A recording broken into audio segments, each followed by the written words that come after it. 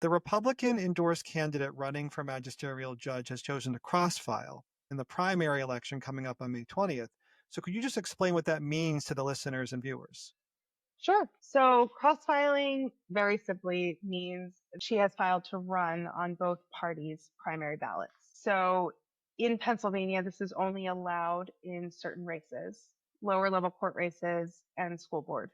On the ballots, there will not be a distinction, correct, whether they are a democratically endorsed judge or Republican endorsed judge, which is important, right? Because if you don't research the candidates, then you don't know necessarily who you're going to be voting for.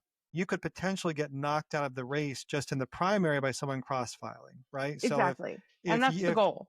that's the goal, right? The goal is to knock out your opponent in the primary so you don't have to face them in the general election. Right. So that's why if you're listening or watching this, you definitely want to remember Gabriella Coleman, because if you don't know who she is, you wouldn't know that she is a democratically endorsed candidate for this position.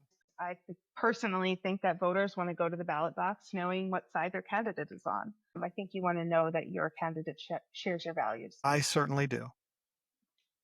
I certainly do.